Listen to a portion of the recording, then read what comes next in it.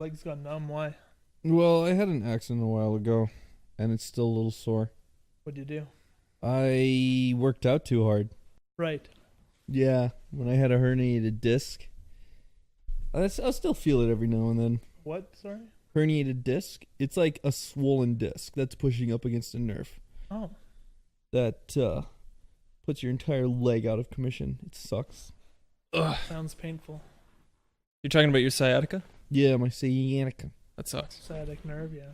Are you over it now? I am over it. It's just every now and then, like, I can just kind of feel a little bit of tingling in my leg, and it falls asleep faster than my left leg. I'm actually surprised with my, like, when I got hit by the truck that my leg, it doesn't give me more issues. Like, Yeah. Doesn't even bother me at all. Did you ever tell that story or want to tell that story? I don't think I ever did. I don't care to. I can tell it. It's not. Sure. But Tell it.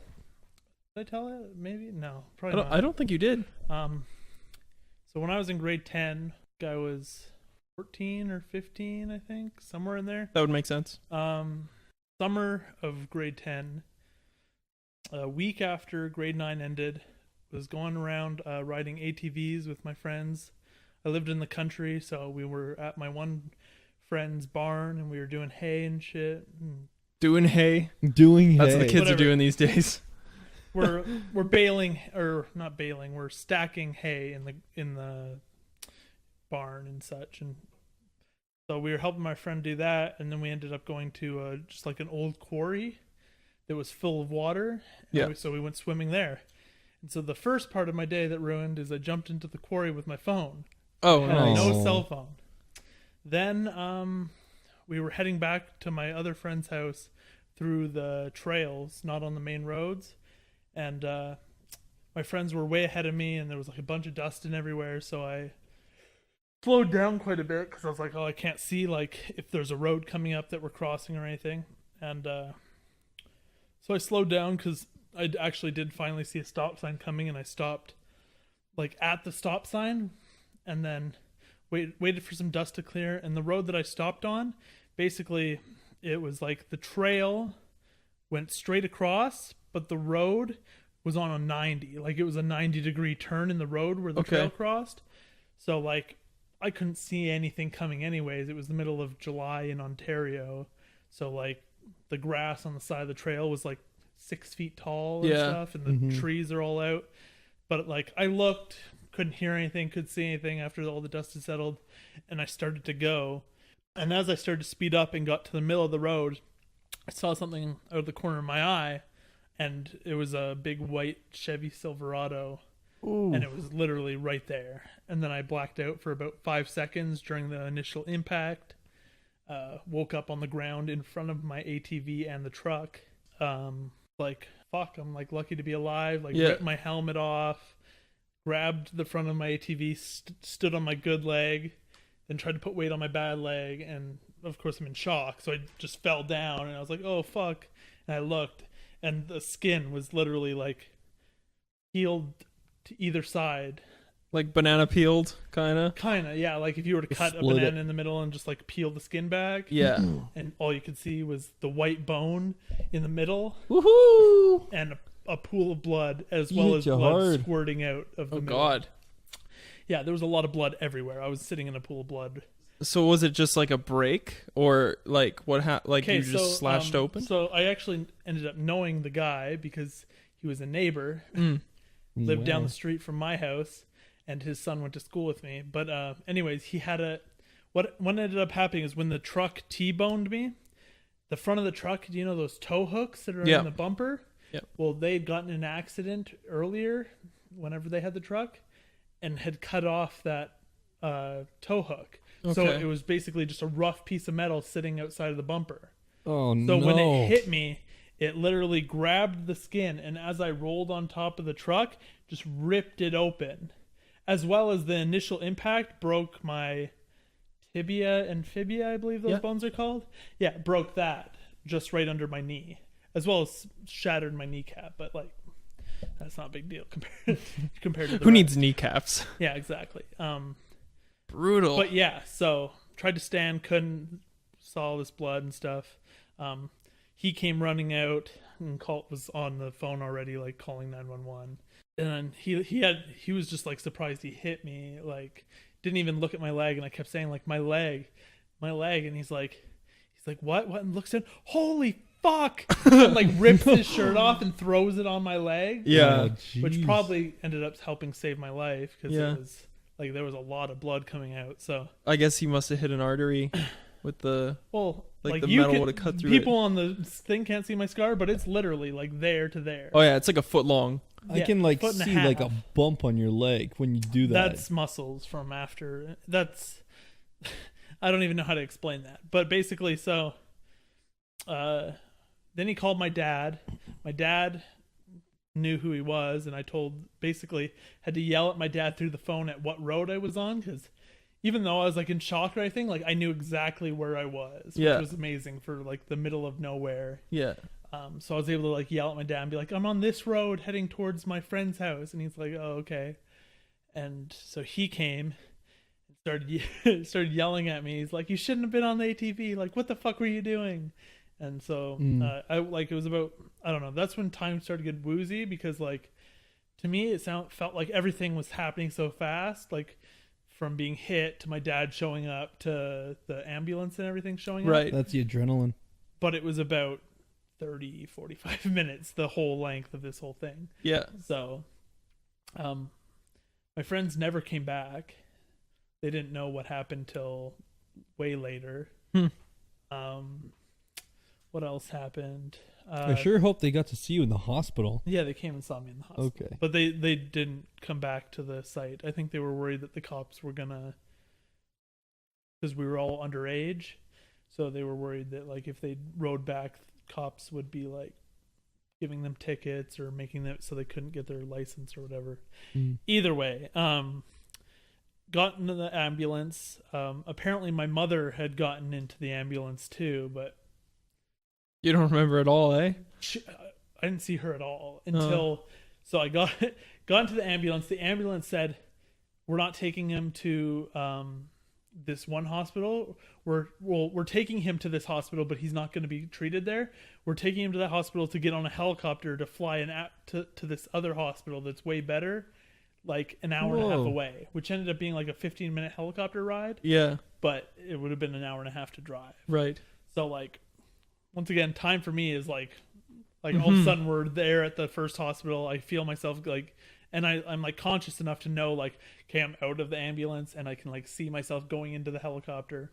The helicopter ride I barely remember. All I remember is like I was still in shock, and it didn't hurt. It was just like, it felt like it was burning. Okay. So then my mom was there all of a sudden, and I was like, Mom, I'm thirsty, and my ass is sore from this cardboard that I'm on. That's literally what I said. And they're like, we can't give him water because he's going into surgery, and we don't want him to puke it up or something. Right. So, but they gave like a little sponge to wet your mouth. Yeah. And I just like was like just sucking my mom was like holding the water and put it in the bottle and give it to me, and I'd be like trying to like suck all the water out, and she'd try and give me more. She's like, it was horrible. I just wanted to give you some water, but they wouldn't let me. Oh God. But then the funniest moment of the helicopter ride. Oh, that wasn't the funniest moment. No, the funniest moment is I'm in the helicopter, like sore, fucking can't see anything because I'm looking straight up, and my mom's over top of me looking out the window, and she's like, gosh, I wish you could look out this window. The view is amazing. She's like, this is so cool. Oh God, because she'd never been in a helicopter. Lying, they're dying. And all I'm thinking is like, at the time I'm like, okay, like I'm thirsty. But after it was like so funny because it was like, really, that's what you say to me? Yeah. Anyway, so we got to the new hospital. I like got into surgery right away, and I was in the hospital for 2 weeks ish, and then so that was the only bone I broke. Apparently I dislocated my elbow, but they didn't know for sure. They kept saying, one doctor would come in one day and be like, it's dislocated. The next one would come in the next day and be like, it's broken. Yeah. And I was like, it's one or the other. Anyways, so I ended up getting my arm in a cast just in case. Okay. And then, so I couldn't walk with freaking crutches. So I was in a wheelchair for my whole 2 months of my summer, the rest of my 2 months of summer for grade Wow. 10. Then I was on crutches for 2 more months when I was in school. It was ridiculous. That's I went crazy. from, like, I weigh approximately like 200 pounds. I went from weighing 230 pounds to 150 pounds over that summer because Yeah, it's because you weren't doing anything. I had no muscle left in my legs. I couldn't eat anything during the whole time in the hospital and everything because you're so like groggy and like Yeah. the food in the hospital is like It's absolutely excellent. horrible. It's absolutely excellent. I'll I have was you getting know. my mom to bring me like freaking Wendy's and freaking whatever, freaking Subway, because I was like, I am not eating some type of hot meal with a freezing cold fork and knife. I watched recently some of Shane Dawson's videos. Okay. He's still a huge deal, and he did a video where he ate like 5 different hospital foods or whatever, and it's horrible. It's horrible. Yeah. It felt okay. So I had a grilled cheese because I was like, I'm in the hospital. I'm like, you have to eat. So I'm like, I saw on the list like grilled cheese. And I was You can't go wrong with grilled Can't go wrong cheese. with Can't grilled- fuck that up. it was the worst thing ever. No. They fucked it up. Oh, they fucked up. It literally tasted like they had up made the grilled sandwich, cheese. the grilled cheese, a week ago. Yeah. Put it in the freezer or the fridge, and then microwaved it when they handed it to me. Because the bread did not taste like bread. It tasted like, I can't even explain it. And you couldn't taste the cheese, and it was still cold in the middle.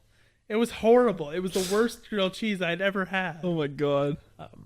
But yeah, that's my story. So I have a giant scar on my leg, but I still work. I can still do anything. I can run. Lucky to be alive. It looks cool. Yeah. Cool scar. It's a war Cool- wound. Yeah, I know. The stories I can tell my grandchildren one day, or children. Yeah. If Got you bit get by a that far. shark, packed a dinosaur and won. Yeah, there you go. Survived a wouldn't know. tornado of sharks. Yeah, Sharknado. And I was part of that. 2012 actually happened. Yeah. Who knows? There's plenty of stories with it. But yeah, so that's my story of my scar and me being hit by a truck. Wow.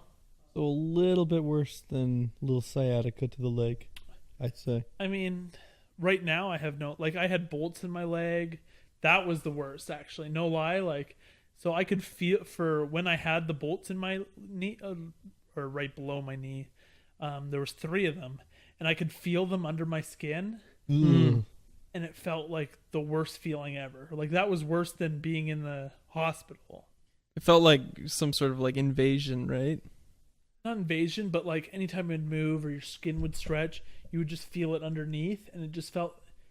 You know when you're like itchy or something, and is something underneath that's just not not right. Yeah. But then you'd like go to like itch it, and you could like feel the like hex bolts in your leg, and you're like, oh, it's horrible. So I was really happy when I got them out, because that would have bugged me for the rest of my life. Yeah. That little like The Tin Man. yeah, but no, I was lucky. Oh, the one thing I didn't say though. So in the hospital, for some reason they gave me like the button to get myself morphine. So like every, I think it was 30 seconds or 1 minute, I could hit the button to inject it myself, which stupidest thing ever. Like I get it for like if you're awake and like, okay, you don't feel like you need it, so you don't hit the button. But the day after, like literally like the night after, so they give me this button and I'm like hitting it every time, like, because I'm like, this is gonna fucking hurt well, of course, sometime you gotta sleep. Yeah. So Yep. I fall asleep, and all of a sudden it literally feels like someone took a dagger and like stabbed me right where like the break was, because my leg had just like moved like half an inch or something. Like it was the worst pain I've ever been in my life, and it just like it would happen every time my leg like just moved a little bit. And literally I can only explain it as like someone taking a butcher knife and jabbing it right under your freaking kneecap. Like right in your freaking top of your shin kind of thing. Yeah, like Oh, and not God. even like underneath, like the bottom of like it felt like it was like underneath my kneecap. Like it was the worst thing ever. It felt like they were going like this with the knife once it was in. Like it was, prying it up. Yeah, like I would be in so much pain that my jaw was clenched. Like I was like in pain. Yeah. And all I could do is my dad stayed the night, the first night, and I yelled at him. I'm like help me, as I'm like trying to hit the button, waiting for the button to come back green to say that I can push more. It still takes forever. Yeah. But then we like got the nurses, and there's like, well, there's nothing we can do other than adjust your leg and wait for the morphine to kick in. I'm like, get me something that automates my morphine. I don't want to be pumping this button while I'm trying to sleep. Yeah. So were the nurses hot? I had one hot nurse, and the only hot nurse I got was the day that they had to pull the catheter out. Oh, nice. Other than that, well, they had to get this like big, like, I don't know if it's the right word, but butchy nurse, if you know what I mean. Like, I know what you mean. Like she was 6 foot something, but because I'm a big kid, like there was no way like one of the little nurses were gonna lift my leg, which is probably 75 pounds by itself. Yeah.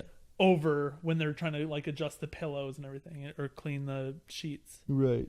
So no, like most of the time I had this one. She was the nicest lady ever and like was really good to me. But like, god damn, I was like, the one day I get like a good looking nurse and I'm like, she's pulling my catheter. It's like, this is just. I was like, I need more morphine for this. I don't want to remember this. We're going to do a little intro and then get into some serious catheter talk. Yes. Hello, everybody. Welcome to HastleCast, hosted tonight by myself, Ben. We have... Spencer. Professor Adventure, a.k.a. Nick. Spencer, a.k.a. Fragoute. There you go. There you go. Both experiencers of catheters. Yep. I have not experienced a catheter. Don't. I mean, you're not missing that much. No? I mean... Like, it's like... when you really need to go but don't have the ability to do it, it's almost a godsend. Like if you can just get past the fact that there's something in your junk hole, you just gotta just I don't almost remember man them up. putting it in. Like I was so high on morphine and shit. I don't remember them putting it in. But the problem was by the time they took it out, I no longer needed medication. And was not just sitting there like a fucking Yeah. So when they pulled it out, I was like, I felt every inch get pulled out, and that was not. How many inches? 12. Ice cream. Oh, dude, ice cream truck's going by right now. We got to pause the podcast. Yeah. So, Scramble! Everybody get up. yeah. Yeah. Like I was fully aware. Like they they gave me the chance to go to the bathroom before they put it in. They're just like, okay, we're just gonna like leave. Like you said, you had to go to the bathroom when you got to the hospital, so we're just gonna leave you for a couple minutes. Here's a bottle, just try to get anything out you can. Dude, the bottle sucks. And I'm just like, I'm trying. They've like given me privacy for like 30 minutes, and they're just like, okay, we're putting this in. I'm like, you know what? I really, really need to go. So let's just do it. They put it in, instant release. Like instant. Like I had no control over my bowels. Like when Ben pinches. Yeah. Yeah. No, I'm in full tickle. control of my pinching. It was a little ticklish, I'll admit. There was nothing ticklish about it. Really? Well, I didn't feel it go in. Well, yeah. Coming I'm out, talking about when it went in. When it came out, it was just like, it was horrible. Kind of hard to describe. I can imagine it, though. Can you? I'm not imagining the feeling. I'm imagining the image. Not I of didn't your see it. junk. I'm so glad it's like see it. Like Yeah. I'm under like they've got you basically laying down, and it's almost like I don't even know. Like I wasn't watching for it. I was like looking away. Like Yeah. Well, they have to deflate it before they pull it out, right? Deflate Yeah. your penis? Not the penis. yeah, They have to yeah, deflate. they got to jerk you off a bit. when they Relieve some insert it. tension. When they insert it, I'm sorry, nurses. I didn't mean it like that. well, the thing inflates so that it presses against your bladder, so that it kind of helps to release it, and then it just follows the tube down wherever it's going, and then when they have to take it out, they have to deflate it, and then they'll pull it out. I was still a little bit on morphine, so they didn't explain the full procedure. They were just like, we got to take it out. But yeah, they did give me a chance to do it by myself. But like, Really? Or not pull it out by myself. I meant Oh, go to the okay. washroom by myself. Oh, okay. Pull it out. That's like a Saw movie type deal. Yeah. Like, no, I wouldn't. You never watched sounding porn? Sounding porn? Yeah, sounding is when you take objects and you put them in your urethra and then you jerk off. Oof. Like Let's not It's ever like talk thin- about that again. thin metal rods and like That's one guy put disgusting. a spoon handle. Things like that. A Spoon spoon handle? Yeah, like That's not the pretty- fat end of a spoon, like the skinny. No, the handle, but like That's still pretty big. yeah. Yeah, no, some people have big urethras. Oh, That's I'm crazy. cringing. That is cringy. The cringy I mean, episode. if I were to do that, I would probably want something stainless. Because, I mean, like, you wouldn't want any, like... You wouldn't want to stain it. I don't want anything in there. I'm sorry. The catheter was enough. That And, was like, enough? I understand that's a medical thing. That's the like, only thing going in your pee hole? But if someone's like, "Yo, we gotta get a spoon up in there," and I'm like, no, wrong no. person." It's a fetish. Not one of mine, but Rather it be into exists. feet. I to clarify, I've never looked up sounding porn. I just know what it is. No, I'm not looking it up. Please don't look it up. That is disturbing. That's... I've seen a lot of fucked up shit on the internet. I would never. Somebody just has to explain that to me. I'm like, nope. Try it at home, kids. Oh Ew. man. So Nick, Yes. you were in the hospital for like a month. Yeah, I was in the hospital in the month. I'm not going to go as crazy into the story, but... Do it's- All right, I'm going to go crazy in the story. It was... I think it was November, either October or November, when we first started getting some snow here. And me and my girlfriend at the time decided we were going to go tobogganing. And we got one of those really fast sleds that like were like foam on the top and like had that really slick plastic on the bottom. That almost, I don't even know how to describe it, but it's kind of like it's just a really fast board. Yeah. And we decided to go down on it together because he we're dating. It's all good. And we found this really big hill, like it goes down really steep and then it kind of does like a dip before it flattens out. And then it'll cross a pathway, like the walking path in the park, and then it'll go down into the creek. So we went down the hill, and we've done like 4 or 5 runs. So like we kind of know the hill. Everything's going fine. So we go down for the last time of the day, and we were going so fast that we got spun around. Next thing I know, the board is flying out from underneath me, and I just all of a sudden stop, and I know I've hurt myself. Like, I hit a tree, thankfully a tree that was bigger than me, so I didn't, like, wrap around it or anything. But it was kind of one of those, like, she was sitting in front of me, and she ended up pulling me downward as we were going down. And my back hit, and then my head flew up and ricocheted and hit that. And her leg kind of ricochets off the tree, and she kind of goes over to the side, and she's like giggling and laughing, having a great time. And all I can get out is just groans. And she knew I was hurt. So like, I'm like feeling my nose. It's completely bloody. The back of my head like is burning. And like thank God there were some walker-bys at the time that were able to phone 911, tell us where we were. And then got into the ambulance. Mom and Dad ended up showing up at some point at the hill, and they followed us in the ambulance to the Foothills Hospital. And from there, it was pretty much where the catheter story comes in. Pretty much they were kind of examining me. They examined my back to see if there was anything wrong there with my head, things like that. They ended up stitching up my head and wrapping it. I was on T3s, I think, at that point, which are very intense drugs. So your head split open. Yeah, I think I had to get around 10, 12 stitches for the back of my head. And at that point, I really needed to go to the bathroom. Ended up not being able to go. They put the catheter in me. Went like a dream. So from there, it was pretty much I got put into this room with 3 other people that were also in emerge. And then they had to cart me off, do x-rays, see what all was broken and things like that. And like there was this one guy that was sitting across from me, and like his head was like in this crazy contraption, like he messed up his back, so his head had to stay stationary. And this guy that was beside me was unbearable. Like he had an accident on a construction site with a crane or something.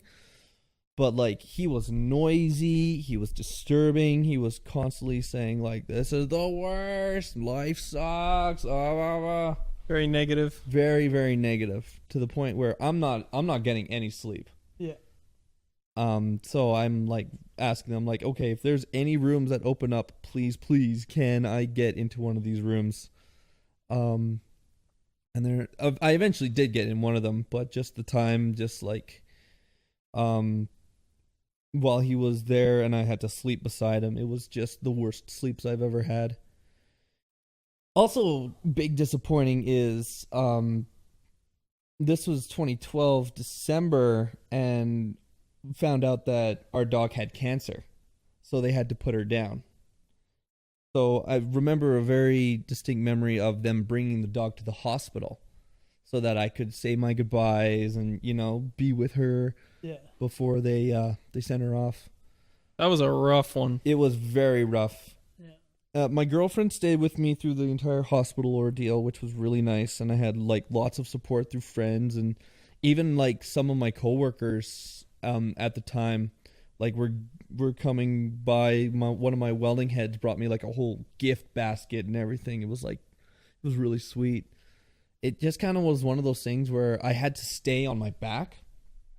So for bathing, like, I don't know how it was with you, but for bathing, they had to get 4 people and huff me up onto a plastic bed, and then they wheeled me into the shower room, and I kind of had to do as much as I could lying down with the shower head, trying to hit as many spots as I could before I had to get somebody else to come in, roll me on my side, and then they would wash my back, my butt, and my lower legs. And they would ask too. They were just like, "Do you want me to wash your behind?" Because they want to make sure, like, if you're not okay with this, we're not going to go there. Yeah. Of course, I'm at this point, like, all my dignity is lost. Yeah. So I'm just like, do what you need to do. I need to be clean. Exactly. That was same with the catheter. It was like, as much as like I was like, damn, she's like really good looking. It was like, I'm like, I've been sitting here for 2 weeks, like basically not. I can't move. Like, I have nothing left to lose. You kind of like, when you're in such a situation, it doesn't even matter. You're so compromised that it's like... Yeah. Like, I have so many stories about like that time in the hot 2 weeks or whatever, 2 months, that whole summer. It was just like stories. Yeah. Like, so they put me, they screwed up in the hospital, and they put me in one of those like ventilation rooms for like the really, really sick people that like can't be, like the air can't be, what would it be like? They have to be like in a specific environment, right? Yeah, like if doctors come in, they have to like suit up. Mm-hmm. But I'm not sick. But they put me in one of these rooms, so a lot of the time I wouldn't get fed at lunchtime or stuff until my doctors came around and noticed that my food was sitting out, because I was in one of these rooms, and the people with the food would think, "Oh, this kid's really sick. Like, we can't go in there." And they're like, "Well, a doctor's gonna come see him soon," so they'd put my food out. So food would be served. That'd probably also why some of the food tasted so bad. But like sitting out for like, but like it would few hours. It would sit out in this little middle room, and then all of a sudden, like, let's say I was supposed to eat at noon, I'd get it at 3:30, when the next doctor would come see me, and they'd be like, "Oh, you didn't want your food? Oh, my food came?" Like, one time, like, when the people actually did bring me food, they like dressed up in like masks and like gloves on. I was like, someone taking me away somewhere?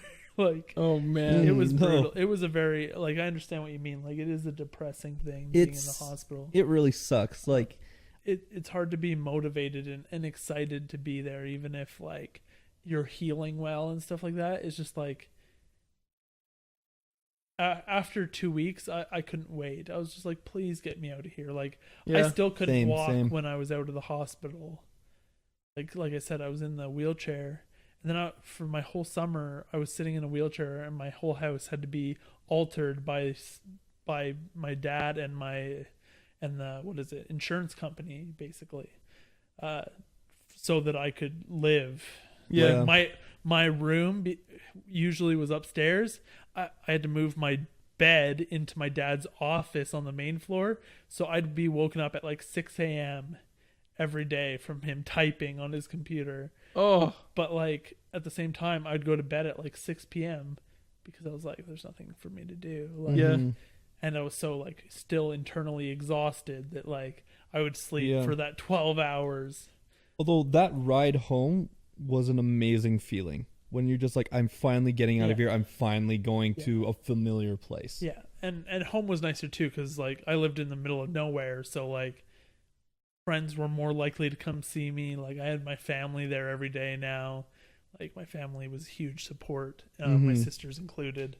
But like, I'm sorry if I cut your story. No, off, no, it's fine. But like, it's fine. a shower. You remind me of the shower story, and so when I got home, I was still in the wheelchair. Like, and our only shower was upstairs. Oh, So no. until I had enough muscle in my good leg to be able to like hold my one leg out and push myself up the stairs to the shower, which had a chair in it, I wasn't showering. So my dad literally hooked up the hose out back and sprayed me down like a zoo animal on a chair It's not funny. It's really funny. to clean me. And as much as like that, when you're like there and you're like all dignity is lost, it's like, man, I'm just so glad I don't smell. Yeah, I guess. Like at that point, like you're still like, You got to do the what fuck you else got to am I do. supposed to do? Like, yeah. there's nothing. It's insane. I had to get so stitches couldn't work because this was such an open wound, and like they literally had to hold the skin together because it was literally split. So I had sutures, like giant metal sutures, basically like metal zip ties holding my leg together. It was brutal. It looked disgusting. The reason why this part of my scar is so big, there's a big chunk of my scar it's larger than the rest, which is just a line. They tried to pull my skin over when they did all the things, and this part actually died. Oh, So like I actually had like this big dead spot of skin that was like black dead yeah. that slowly they had to like peel off, and like it was such a freaking hassle. It for my bone to heal, it took longer for the scar to heal than the bone. Holy shit. Yeah, it was insane. So, did they have to wake you up during the night to stab your leg with a needle? No, it was all like, so I had an IV in, right? Like, Oh. so like I had an IV in, and I had a button that for morphine. And I'd click the button every 2 minutes or whatever it was to get morphine. So you didn't need blood thinners then? My blood was already, they were actually really worried because my blood was so thin or something. There's like an iron level that they can't let you out of the hospital until your iron level is so high. Right. Mine was like super low because I lost so much blood. So So the nights that I was able to get sleep, they had to wake me up every 3 hours. First of all, to check to make sure I was still alive. I don't know what concussion maybe. Yeah. kind of concussion thing. That was a part of it. But twice a day, they had to give my leg blood thinner because I actually fractured my lower lumbar spine. So they wanted to make sure that I wasn't paralyzed, first of all. Oh, okay. But I wasn't supposed to be moving my legs around. I wasn't supposed to do anything like that. And I wasn't supposed to get up, like, at all. Yeah. So they would give my legs blood thinners so that it's not as much blood is being circulated down there. So not as much damage is going to happen when I'm they don't finished. want it to clot or something. Yeah, and exactly. stop. No, I understand.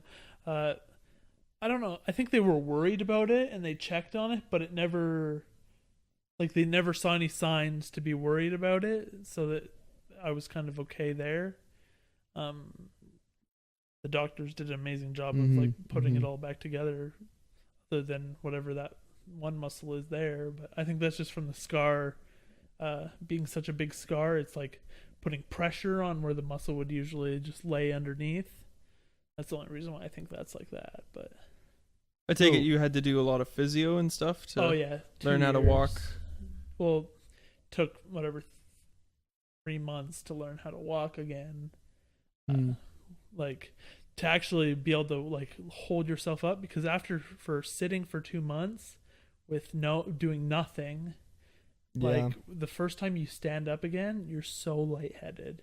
Yeah. Your Yeah. body is just not used to like the blood flowing so smoothly up and down. So like it's basically like taking your body to its like limit of how low it can go and then trying to push it back up to being able to support the weight of your body again. Yeah. And like And it takes a long time too. yeah, like I said, it took 2 years till I could walk well. Like my muscles were strong, like I was strong like all the way around. Like I actually like after that moment I was like in the best shape of my life after those 2 years, like end of grade 12, because of the physio I did, as well as like I was like working like 2 outside jobs, working at a farm again. Like I was doing all these things like with that physio. I was actually in the best shape of my life because I was like working those core muscles and those leg muscles that you don't usually work out.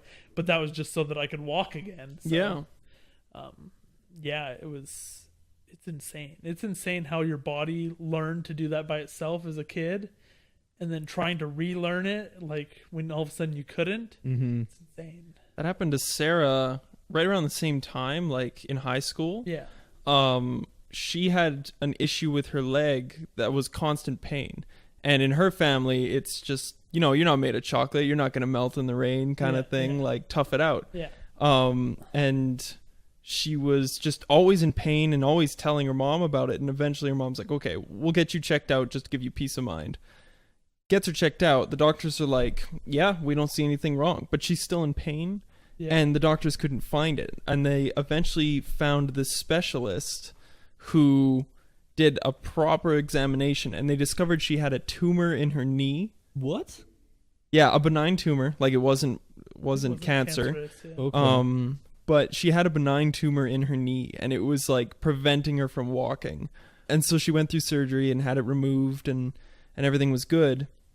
And then she had to stay off of it. And then I don't want to get this wrong, but I believe like the physio people that she was talking with weren't assessing her correctly, and so it ended up being like a full year or 2 years or something where she didn't walk on it at all. And then she eventually found a doctor who was like, how long have you been doing physio and not walking on your leg? And she's like, oh, like a year and a half or something. And he's like, okay, your leg is going to be fine at this point, so even if it hurts, I want you to try walking.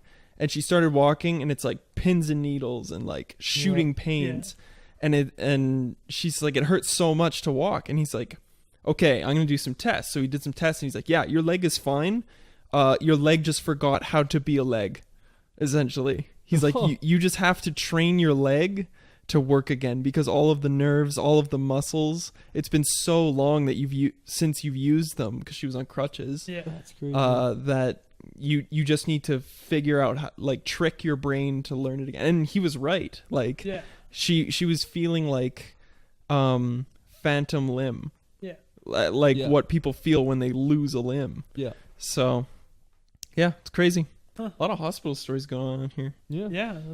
I was going to ask, you had a pee bottle, right? I don't even want to talk about that thing. Did you have a poop pan? No. You didn't get the poop pan? I got the poop pan. No. Panic in the bedpan? Because I don't think because for the first week I didn't eat anything. Like I was just drinking water and right. apple juice or whatever they'd give me. Some sort of supplement or something. Yeah, so like I really didn't have to go like take a shit right that whole first week. And the second week was they tried to get me up a couple times, so they actually would like put me in a wheelchair that were like, I can't remember what they were named, but basically it's a wheelchair with a hole in the bottom, and they just put you over top of the toilet.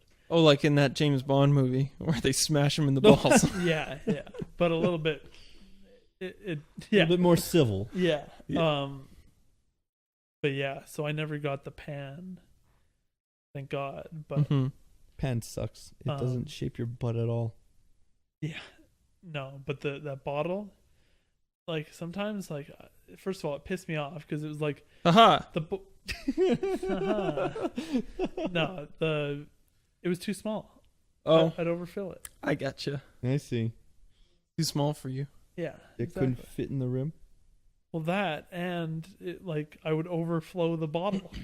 Oh, yeah. I'd have 2 bottles, and trying to stop pissing in the middle to flip bottles. It was like the most like realization of and like respect for people who live in wheelchairs. Yeah. And like live with disabilities, because like, yeah, sure, I knew I was getting out of it, but when you're in that situation, you don't think about once and I get out of the wheelchair. You're thinking like, This is it. This is my life. oh my, you're like, this is brutal. Like this is, you don't understand how people can do it. You know what I mean? Like, Yeah.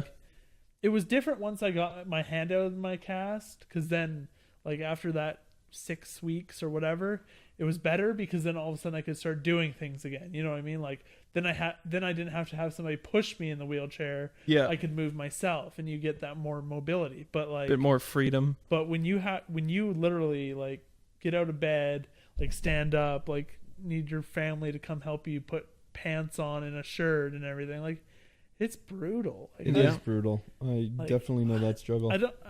I hate to say it like this, but like I would if I knew that was the rest of my life, it's hard to see the positive in that. You know what I mean? I know what you're saying, yeah. Like I always told my dad, like, as a joke and not, Yeah. that I'm like, if this was me the rest of my life, I would tell you to take me out back and shoot me, Yeah. because I don't know, I've never been a runner, but like God, I wanted to run. All I wanted to do was run. Like It's one of those things where like you don't know what you have till it's yeah, how simple Until it it's is, gone, but yeah. it's Yeah. so important to your daily life. Yeah. You take it for granted. It was an eye-opening thing, and sometimes I forget about it. Sometimes I still have nightmares about the actual like accident, but nothing that like I got back on ATVs like whenever, like a year after that, next summer. Like I wasn't scared of them. I wasn't like, mistakes happen. I learned from it. I'm more like aware of my surroundings now, and like if I ever crossed that road again, I would be like, I'm taking it slower and like creeping up to the road before I cross, instead of just like nothing there gunning it across like a stupid kid would. So I don't know, lots of learning experiences. lots of appreciation. Yeah, for sure. A lot of like realization how frail life is, and how like you got to just take advantage of what you have, kind of thing. And I always make jokes. I'm like, man, if it was a car, it would have bounced off. Oh yeah. Because for hitting a whatever it was, a Chevy Silverado freaking 3500 or whatever it was, and only breaking your leg, like That's not bad. I That can't truck's got a complain. pretty big I could grill have on had it. brain damage. My helmet didn't even touch the truck. Like I still have that helmet to this day. Nice. Like You're built like a truck yourself, so I know, I'm a tank. yeah. Anyway, it's amazing how like Don't try to run over a tank with a truck. exactly just gonna get crushed. But the guy who hit me came over like while I was actually like getting going like in the wheelchair when I got home, and he's just like, you destroyed my truck. Like he's like, I took it to like an auto body place, cause of course I smashed it, and he thought I hit like a 700-pound moose. Holy shit. Because of course I hit the ATV hit, smashed the whole front bumper. I rolled up on top, destroyed the whole hood, and like broke things underneath the hood on the engine, and smashed out his windshield. You did some What did you hit, a damage. moose? No, I hit a teenager. I hit a 14-year-old freaking mountain. Oh man, Yeah, so that was insane. that's pretty crazy. Yeah, he's like, you did 20 grand worth of damage to my truck. Whoa. You're like, yes. I'm like, you Fuck your truck. fuck your truck. Yeah. Slow down on side roads. So we're at the point of the show where we're gonna change the mood Yeah. drastically, Yeah, the hospital stories tend to do that. and we're gonna play I some tried to safe throw in word. funny stories. No, I get it. We're gonna play some safe word. We're bringing it back. It's not dead. Last week we didn't have it, but this week, I've got some words. So safe word, for those who don't know, is part of the show where we go on UrbanDictionary.com, take some terms and sentences, give our best shot at defining them, see how close we can get. Hopefully crack a joke or two. Before you say it, what's your safe word in bed? My safe word in bed? Jeez. Is that a thing? Or like when you're having sex, like rough, and there's Sorry. that safe word? My mind was still in the hospital. I thought it was like a hospital bed, like safe word. Like you need to tell the nurse, like bananas if something's like incredibly wrong. You don't want anybody else to know. No, I was talking about like sexual, like. No, yeah, the regular stuff. I don't think I've come up with one yet, no. But if you could come up with one on the spot. On the spot, it would probably be like walnuts. Walnuts? Oh. I'd probably say like pochinki. Pochinki? Bum rush pochinki. Bum rush pochinki. It's a PlayerUnknown's Battlegrounds reference. Yeah. It's a city. That's a good one. She may take it wrong though. Pochinki. Bum rush pochinki. Oh, She's what? like, what? Excuse me? What do you want to do to me? Oh man. What's yours, Spencer? Ooh, I don't know. This isn't the game. We don't come up with a safe word. But no. We're gonna start the game soon. I don't know. I'd probably make it something ridiculous like Batman. Batman. Batman! If someone yells Batman, you probably want to stop. What if you're doing some Batman and Catwoman We'll find role a new play? one. Okay. Joker or something. No, I don't know. I don't know. Yes, choke me. Choker. Yeah, Choker. Choker is your. Are you safe saying word. choker or joker? I can't tell. You're like just fucking dying. Oh man. All right, so let's play the game. Your first word is Canadian competition. What is a Canadian competition? Oh, I'm gonna say it's just a Canadian competition is just a bunch of events typically done at a party where you just have to do very Canadian things like chug a bottle of maple syrup or go on a log rolling contest or order a Wayne Gretzky from Tim Hortons. yeah. Gretzky. So it's just a bunch of competitions done at a party. A Wayne Gretzky is you order a coffee with 9 creams and 9 sugars. Is that how Wayne Gretzky took it? Oh, 99. 99. That was his number. Got it. Yeah. Clever. I'll have a Gretzky, please. It takes him like 10 I got a hours. 69. Was there any famous hockey player that had that number? 69? I'm sure there was. Sure there was. I don't know. Because I know 99 is a retired number. Like, that's Gretzky's number. Yeah, there's quite a few retired numbers. We've talked about that actually before. What's Crosby's number? 67? I have no idea. 97? All I know is Wayne Gretzky and Bobby Orr. Yeah, I love hockey, but I have a hard time watching it. Like Yeah, any I sport. get you. It's just hard to. I'd rather be out there playing it. You know what I mean? And that's where I get the enjoyment out of it. Not. I mean, I'll watch during playoffs, and I'd like to go see the odd like Calgary Flames game. Yeah, for sure. But like other than that, like sitting there and watching it TV, that's just not a pastime. There's a couple people that have 69 on their jersey. One is Florian Kettmer, which is from Munich, the German league. There's Mel Angelstad from Washington Capitals, NHL. Pierce Grandchamp, Colorado Avalanche sled hockey. I'm surprised there's so many, but not enough to retire the number. I mean, I guess something doesn't become retired unless one player does something amazing. Yeah. Like Crosby's number will probably be retired. Probably, yeah. Kid. Yeah. What's a Canadian competition? I gave my answer. You did give your answer. Mine's when I'm just gonna go with whoever can skate the farthest while they're chugging a thing of maple syrup. Yeah? Yeah. Is that a Canadian thing, chugging maple syrup? I know maple syrup is a Canadian thing. I've never chugged it. Some people do. Really? Some people will just drink syrup straight out of the I bottle. mean, that'd be a good competition. For sure. They But, love like, it. Have you ever made maple syrup? No, I haven't. No. It's awesome, and real maple syrup is amazing. Like straight out of the You tap it out of the tree and yeah. distill it or whatever you need to do. Boil it down, get all the water out, and just make it like a sugar. That's awesome. Love sugar. Anyway, So what is A Canadian competition is the act of challenging someone to a bigger act of kindness. And you sort of Okay. like battle back and forth. So like My roommate challenged me to a Canadian competition. He did my dishes, so I cleaned his room and did his laundry. I win for now. Okay, You so just it's just go like back a and super forth. polite thing. Yeah, doing favors for each other. I thought it was Because totally all Canadians something are sexual, polite. like No, two man. people jerking off. Come on, have you ever listened to In the the show Stanley before? Cup. We're all about the wholesome, The the wholesome safe our words. whole conversation was about freaking catheters and yeah. Anyway, continue. Here's a good one. Dinner sweats.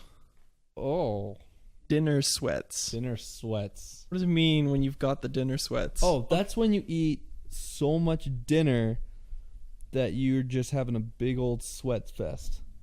That you're just greasy and you feel disgusting and you've just had way too much to eat. Maybe it's like a hot food. Not even hot, just so much. Okay. I'm gonna say it's so you've said you're gonna go on a date with somebody, but you're really just like want to take them home. So the whole time you're like sweating to make it like the date right, so that you can take them home at the end of the night. I don't understand. Like you're giving off pheromones and No, like you're literally like anxiety almost. Okay. You know what I mean? Like, yeah. like you're trying to be calm, but inside you're like, oh man, I gotta make this like. Gotta make your move. I gotta make the night special. I gotta do this. I gotta make it. She's gotta come over tonight. It's been too long. So it's like the pre-sweat before that. Sure. The pre-sweat before the real sweating happens. The dinner sweat. You're like, oh man, I don't know. Do I look good? You're Is she hungry. gonna want to come home? Then you give her the dessert sweats. Yeah. Dinner sweats are when you hold in a poop at a dinner table so long that you start to sweat. Oh no. Oh. I got sweating at the dinner table. I just didn't get the poop part. Yeah. Your last term that I have tonight. League skimmer. League skimmer. League skimmer. I'm gonna let you take the first plunge into this. What is a league skimmer? I'm gonna say it's somebody who dabbles in like hockey pools at work or like football pools, like Right. is all up in them but never wins. So, Okay. So they're kind of like just like skimming across, like just Yeah. playing them but never win. They're dipping their toes, but not too seriously. Yeah. Okay. Yeah. I can get behind that. It's kind of like my family does a hockey pool, and my sister and everybody always joins in. And my one aunt, she literally every year has some type of gimmick. Like last year, she only picked players with names that start with M. Oh. Nick, do you have a guess? Oh, jeez. For league skimmer? Skimmer. There's another good one. I can't even think of what that would be. That's just two words that you don't really hear much together, if at all. You got another one, Spencer. Feel free to bring it. Give Nick more time. I got another one. Okay, it's when there's a girl in like a junior hockey league. Okay. She's like at every game, and she just skims through the players, Oh, I sleeping see. with them all. Yeah. League skimmer. Like everybody's just like, oh yeah, we know her. Yeah, I get it. Oh man. Yeah. I'm gonna say it's gonna be kind of like different leagues in a rock skipping competition. So they're skimming rocks across like bodies of water, but there's different leagues to it. It's like a competition to see who can skim the rock the furthest. Yeah. Okay. Actual answer Uh-huh. of a league skimmer: a person that goes out with people way out of their league. So, like, Kind of like that girl that goes I out with don't- all the hockey guys. I guess it just some dude who shouldn't be dating a certain girl, or a girl who's shouldn't be dating a certain guy, or any combination of the two. We're very PC here, I guess. Yes. But and like they're totally out of their league, and they just managed to get in there, right? They're just skimming it, but they don't belong there. I want to be that guy. So do you Yeah. believe that there's such thing as somebody being out of your league, or do you think that anything could be possible? I definitely think it's a matter of like personal sort of value. Honestly, if you think somebody's out of your league, you probably won't even get along with them anyway. That's a good point. Because there's a reason why you're not hanging out with them. There's something that is dividing you from not being around them anyway. You know what I mean? Like, sure, they may be really good looking, but their attitude or their whatever they like to do may not be the same as yours, and that's why you don't talk anyways. Yeah. Like, They just hang out with different circles. yeah, and because how many relationships even work out where like somebody starts dating somebody that doesn't even like because they're attracted to them, but they have nothing in common. They're just like, damn, they were. Depends how much money they have. Yeah, that's true. I'm just talking about like, yeah. Okay. What about you, Nick? I think that anything is possible. I like to think that. Yeah? The fact that, like, saying that somebody's out of your league means you don't have the gonads to go after it. Like, if you're just like, oh, that, for me, like, say I was like a boy in like junior high, and just like, there's a girl that's supposedly way out of your league. For me. Yeah. And I'd be like, oh, I could never date that girl. She's way out of my league. She's very pretty. She's smart. She's hanging out with this group of boys.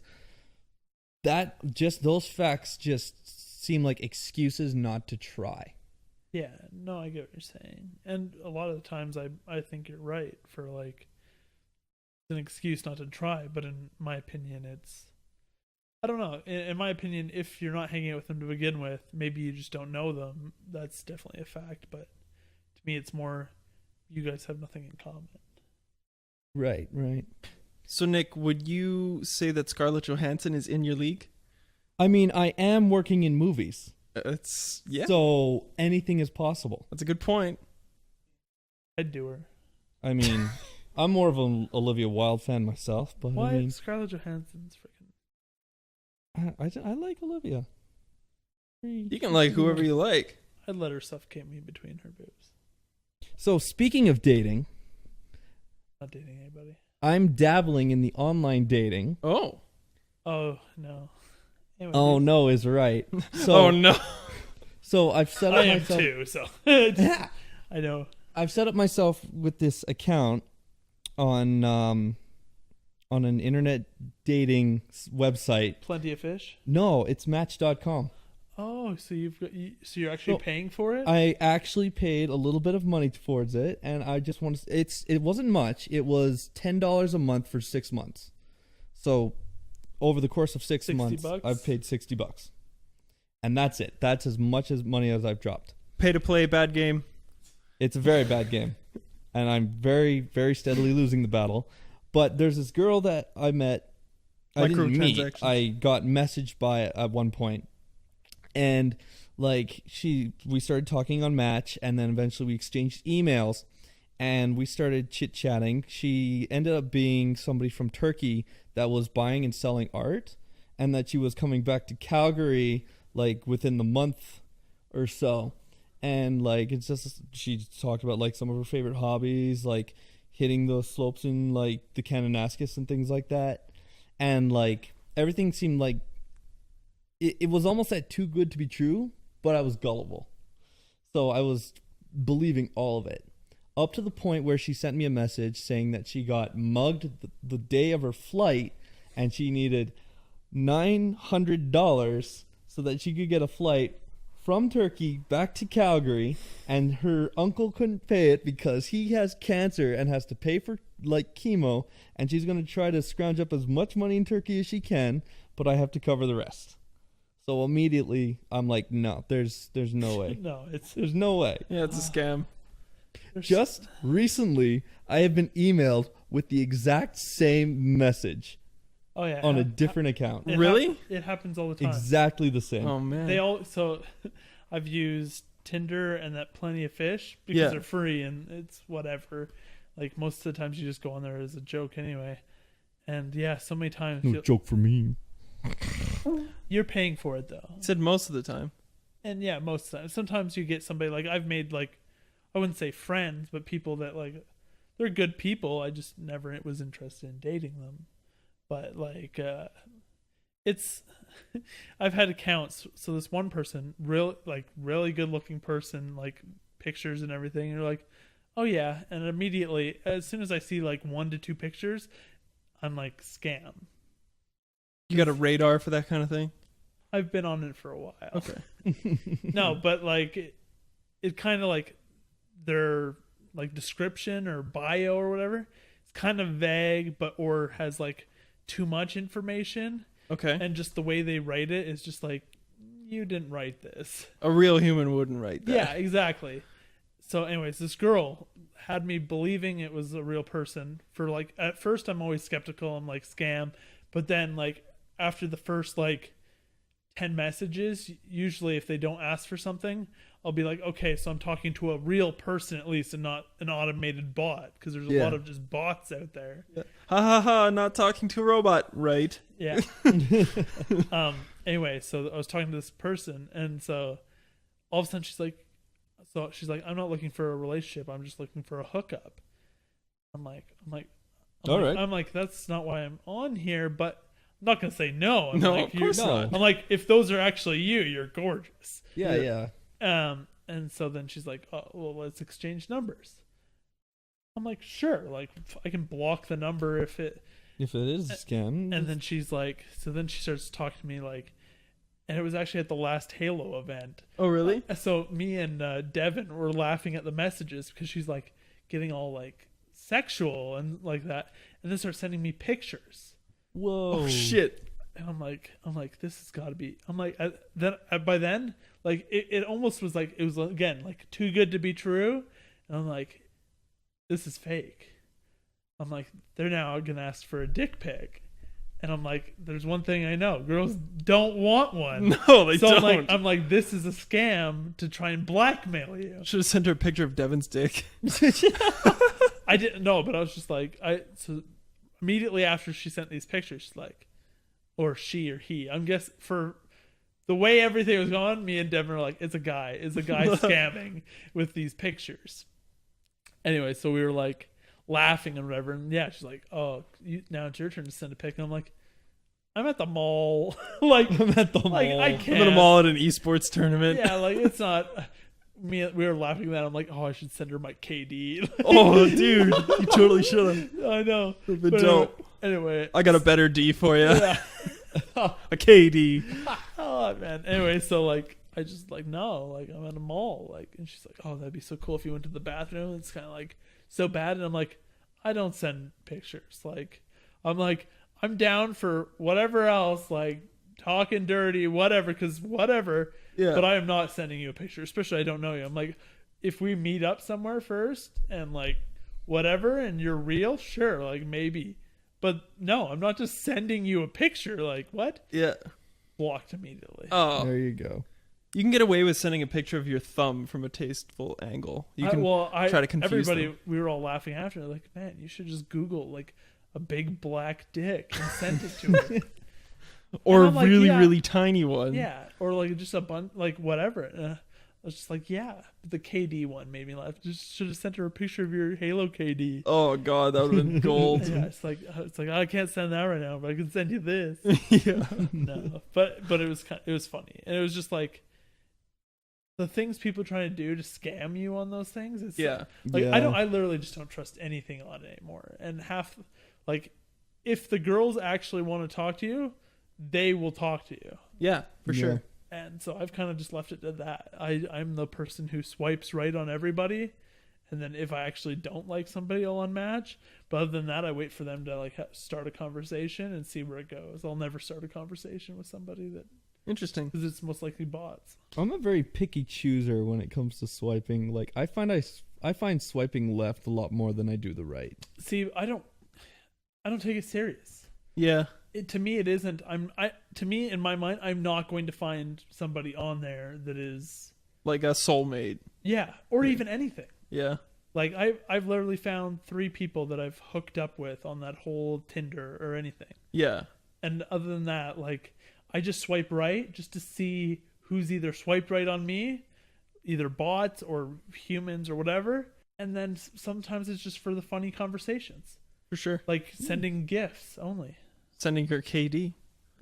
Sending her a GIF, and then she sends one back, and then your whole conversation is just GIFs back and forth, like how you doing, and then she'll send something in a GIF. Like literally, I don't use it as like I'm going to find a date on this website. Yeah, it's just for fun. Yeah, exactly. Have you guys ever found each other on Tinder? No, I I don't have guys. No, I don't have guys. I have seen people that I do know on Tinder though. Really? Which is very interesting. No, I want a funny story. I found my sister on there. I Really? did swipe left on that one. Oh, But yes, I did. It was funny. I was just like, I went up and like I was like, Mason. we matched. No. I was like, Mason, I gotta show you something. And she's like, what? And I like look, and she's like, oh, yeah. She's like, yeah, I saw you the other day. I saw you the other day. Oh, it was funny, Funny. Man. but it's so ridiculous. Those apps are so. I don't trust it. Like it's hard to meet people like in real life, unless you're going to clubs and whatever. But I don't want to meet somebody there anyway. Usually, No. So it's hard. Dating is hard. Dating's so hard, dude. This is more another like weird story, but I actually deleted somebody from my life recently that was really important in my life. I finally just told her goodbye forever. Really? Yeah. That's hard. Sometimes Very there are hard. bridges that you need to burn. I Yeah. find. And it's not even that I burnt it. Like it wasn't a hate thing. It wasn't like I swore. I just said, like, we'd been friends for 7 years and it could have been more, but she obviously didn't want it. But I always felt like I was on that hook. Like, Yeah. there could be, and I didn't want to be there anymore. And I Strung couldn't. along. Yeah, exactly. And the only way I could see of getting off of it was just saying goodbye. So I did that like 2 weeks ago.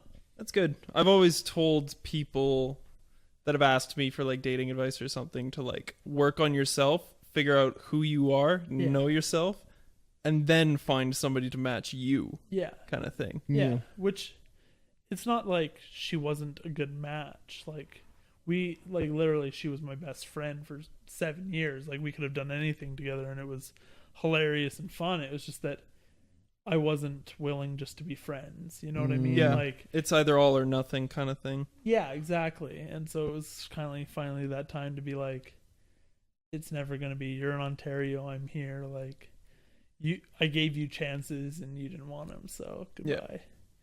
But goddamn, women are hateful, spiteful. Really? She tried to say every mean thing ever, like just destroy me to make me feel horrible. And I'm like, and I just like kept it calm. I was like, this isn't about hate. Like, Yeah. I'm like, it has nothing to do with you or your family. Like, they're like family to me, but this is goodbye. Her And sort of true colors came out. I would be hurt too if somebody did that to me, and it wasn't easy for me to do it either. But I got a free drink from a girl last night while I was at the pub. I was just there The by waitress. myself. Yeah, the waitress, believe it or not. I don't know what that means, was but it limericks? it was limericks. Oh, across it's the just road. because they know you. Maybe. But I like to think that there was. Is it the one that we when we all went, that you went to the bar and were flirting with? You did that? I did that? What do you mean he did that? You did that? Yes, you did that. Which girl was it? Oh, I don't remember now. It was. There's so many girls. It I was the flirted night with there. that Alive Macaroon, Justin, and Yeah. all of them were with us. No, it wasn't that Oh. girl. No, it was somebody else And that she was just outside. I don't even remember if it was our server or just another girl, but he literally, like, we're all walking to go out, and he walks over to the bar and had like a full conversation with this one waitress. Yeah. And I never even asked like what happened or how it went, but No, that wasn't. That was while we were leaving, and it was just kind of a passerby because they were surprised to see me there, not on a Thursday. But I know who you're talking about. I thought you were picking up. I was rooting for you. Yeah. Come back to my place with the other 9 people that are here. We're just nerding out. All YouTubers. Yeah. That was a good weekend with Justin. I had a great time. Yeah, we should all Yeah. do that again soon. We should all go up to his house, just surprise him. Yeah. That'd be sweet, dude.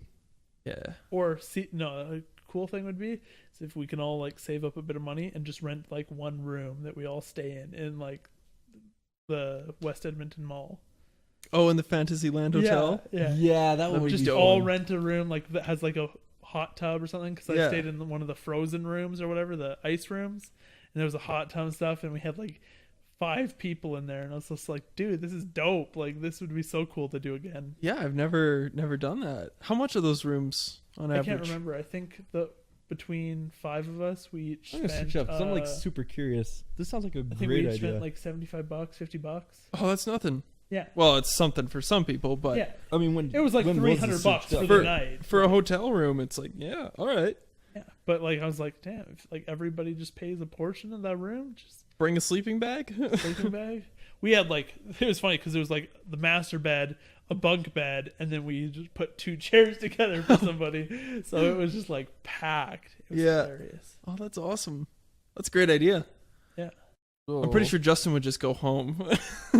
Nah. Sleep at home. He won't be able to.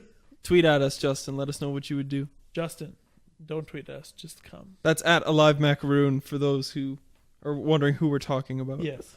I'm just looking up for just like this weekend because that's like the easiest Yeah. thing to Yeah, do, kind of yeah. thing. This was Um, also like 4 years ago, so I don't know. The site said 239 Oh, that sounds at the right. at like first glance, so That's- that could change like depending on the day that you go. Is that per person or just the room?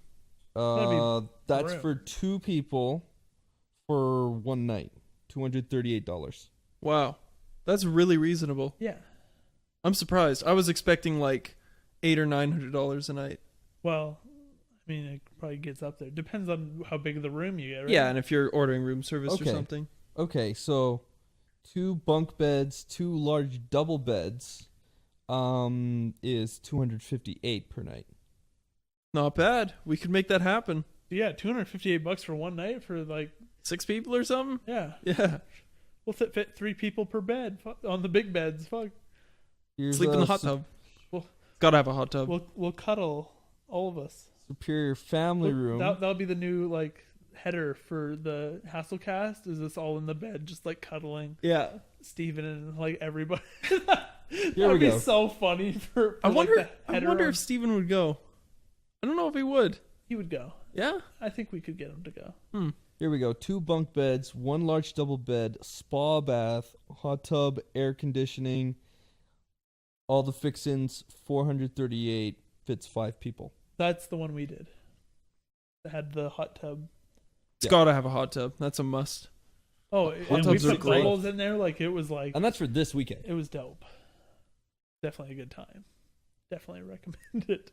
Yeah. No, that sounds like a great idea. Good time. Good way to spend a weekend. Yeah. Well, you go up there like Friday night, spend the one night there, or 2 nights or whatever, and go do the freaking like pool and everything. The one Go to day. Justin's house and play video games.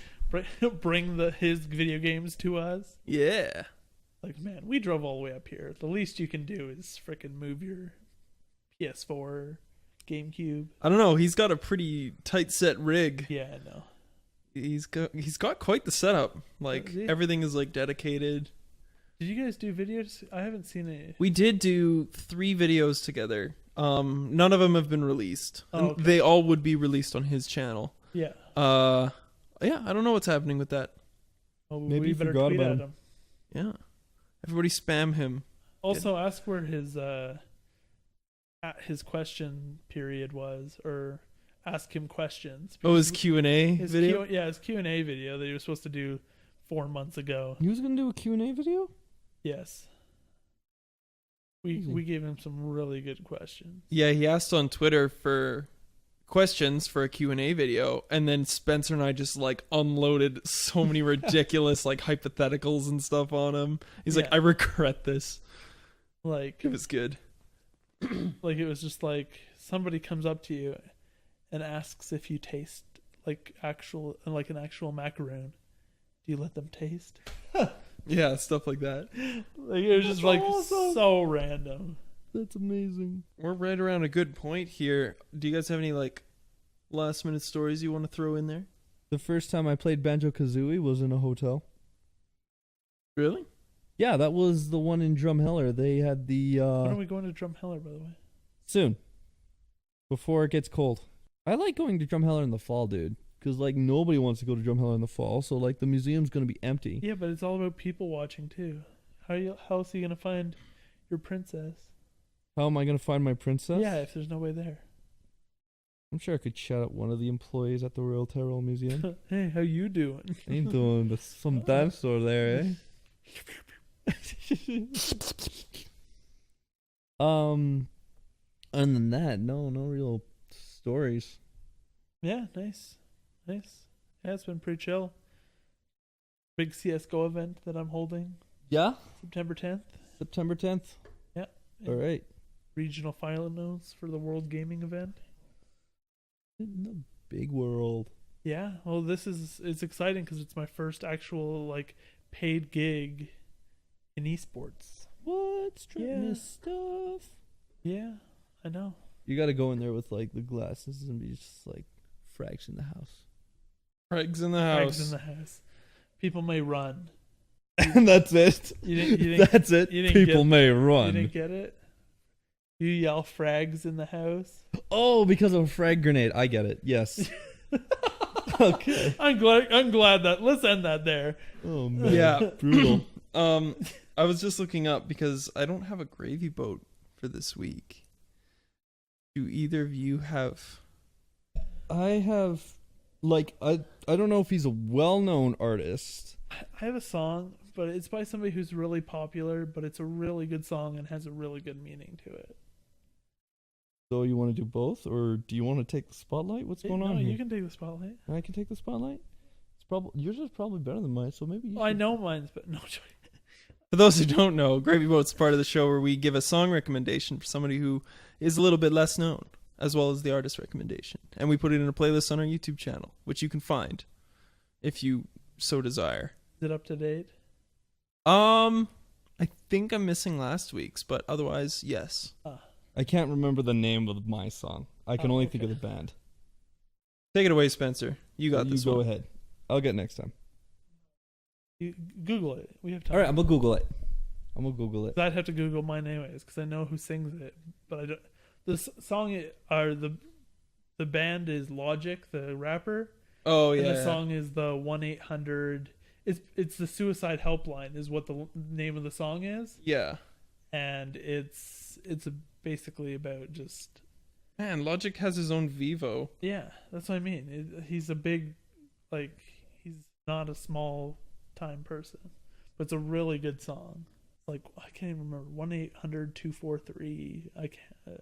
It's like literally the phone number to the suicide helpline. Oh, okay. Or depression or whatever kids helpline is like the name of the song. 1-800-273-8255. Yeah.